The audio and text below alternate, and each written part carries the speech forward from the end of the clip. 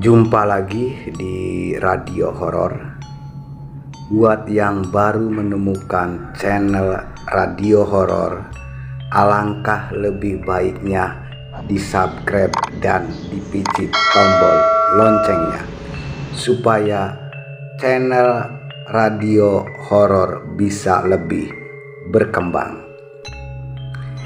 Di cerita ini Radio Horor akan bercerita ada kiriman dari Titi yang berada di kota Sumedang. Titi kali ini mengirimkan cerita yang berjudul Rumah Berhantu. Sebelum mendengarkan cerita horor yang berjudul Rumah Berhantu, perkenalkan dulu yang cerita ini adalah Titi yang berada di kota Sumedang.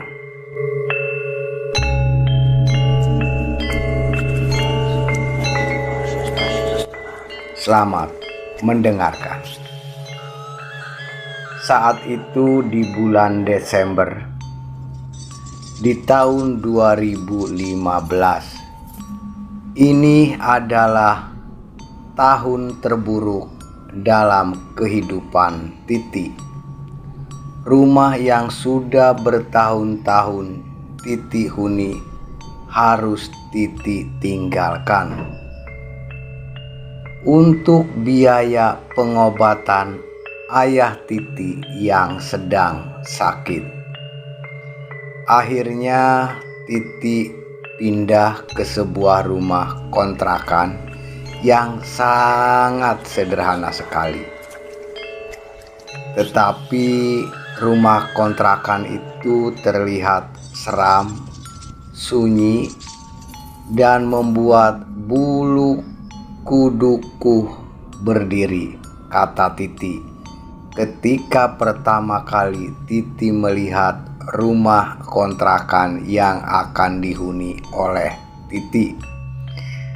Apalagi dengan adanya pohon lengkeng besar dan pohonnya sangat rimbun yang tumbuh di samping rumah, menambah kesan seram rumah kontrakan yang akan ditinggali oleh Titi atau yang akan dihuni oleh Titi. Terlebih lagi ketika Titi memasuki rumah kontrakan yang baru, Titi merasakan aura yang tidak enak, aura yang tidak nyaman ketika berada di dalam rumah tersebut. Akhirnya Titi memanggil mamahnya. "Mamah, ayo kita pulang. Besok baru kita kesini lagi, mah," kata Titi kepada mamahnya. Ketika itu Titi akan mengunci pintu rumah. Titi merasa seperti ada seseorang yang mengawasi Titi. Yang dirasakan, bulu tangan Titi berdiri semua, seperti ada seseorang yang menyentuh tangan Titi. Tangan Titi pun terasa dingin sekali dan ada yang memandang kepada Titi yang sedang berdiri di depan rumah yang akan dihuni tersebut. Akhirnya sebelum Titi pulang, Titi memanggil mamahnya. "Mah, kenapa sih harus rumah yang ini? Apa enggak ada lagi rumah yang lebih baik lagi, Mah?" kata Titi sambil menggerutu kepada mamahnya. Mamahnya pun menjawab, "Mau gimana lagi? Rumah ini yang akan kita kontrak sudah dibayar lunas. Barang-barang juga sudah dipindahkan, kata mamahnya kepada Titi. Iya, Mah. Tapi rumah ini ngeri, Mah, kata Titi dengan setengah berteriak. Udah, nggak usah ribut. Besok kita bersihin aja rumah itu, kata mamahnya kepada Titi. Pada waktu itu memang Titi bersama mamahnya dan adik-adiknya untuk sementara sebelum pindah ke kontrakan tinggal di rumah tantenya.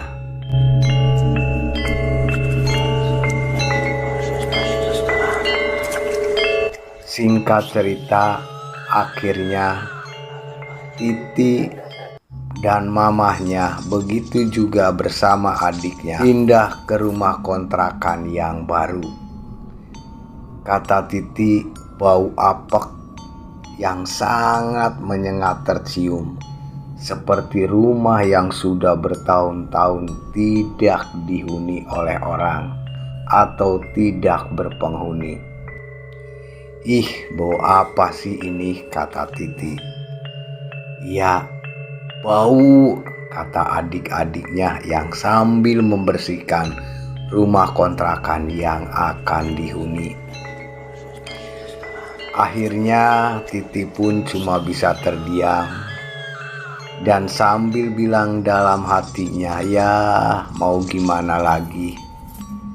Ini memang sudah nasib Titi harus tinggal di sini. Dalam batin Titi berkata. Waktu pun terus berjalan. 1 bulan sudah, akhirnya Titi tinggal di rumah kontrakan itu. Tapi Titi selalu merasa takut. Ketakutan tersebut belum juga hilang. Seolah-olah ada yang terus mengawasi Titi di rumah itu.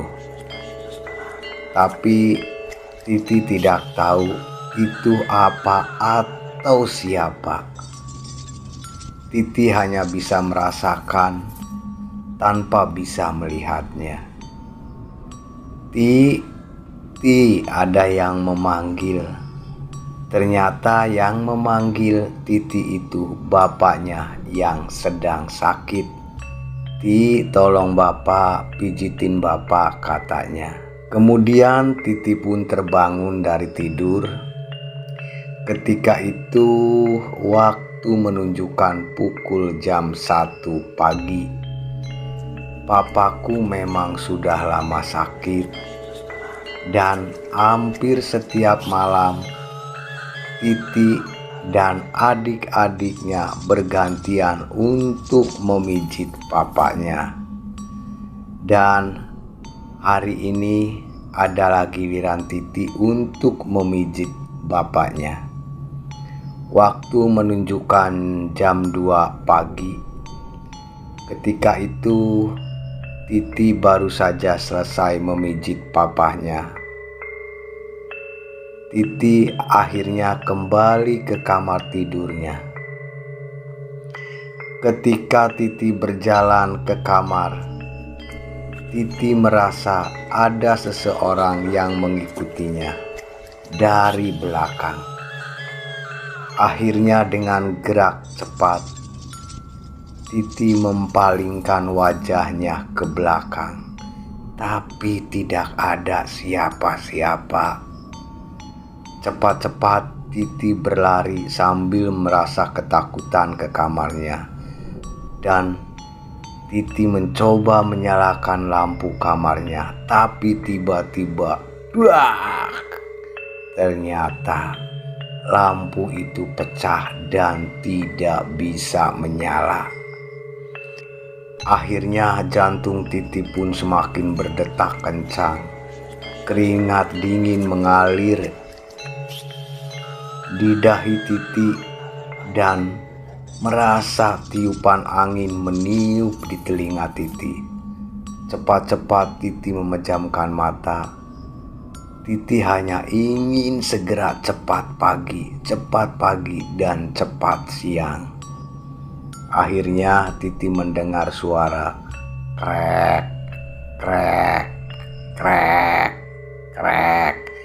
Jantung Titi pun semakin berdetak kencang ketika merasa ada seseorang yang merangkak naik ke atas kasur Titi. Titi tak ketakutan dan sangat ketakutan. Tapi Titi merasa penasaran.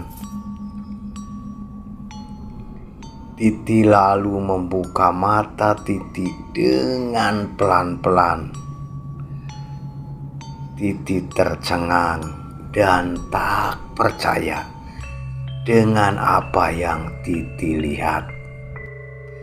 Titi ingin berteriak dan berlari, tapi lidah dan kaki terasa kaku dan tidak bisa bergerak sama sekali.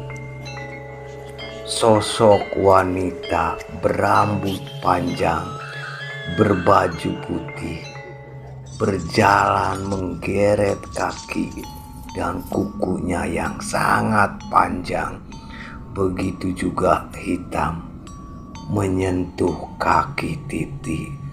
Tangan itu terasa dingin sekali. Dia merangkak naik ke atas kasur Titi.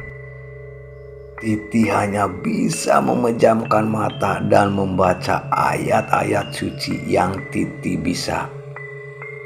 Di dalam hati terus Titi membacakan ayat-ayat suci. Pikiran Titi kosong, hanya ayat-ayat Al-Quran yang mengisi kepala Titi. Perlahan Titi merasakan sentuhan tangan itu menjauh. Setelah Titi membacakan ayat-ayat suci Al-Quran yang Titi bisa, Titi lalu membukakan matanya dengan perlahan. Dan Titi tidak bisa memejamkan mata sampai azan subuh berkumandang. Ternyata hantu itu memang hantu yang dimakamkan di kamar tersebut, yaitu anaknya yang punya kontrakan. Itulah cerita horor yang dikirim oleh Titi yang ada di kota Sumedang. Memang hantu itu ada, kata Titi setelah bercerita. Terima kasih yang sudah mendengarkan radio horor. Alangkah lebih baiknya bantu di subscribe dan dipijit tombol loncengnya supaya bisa mengikuti cerita-cerita horor yang lebih seram lagi. Selamat beraktivitas dan tetap semangat.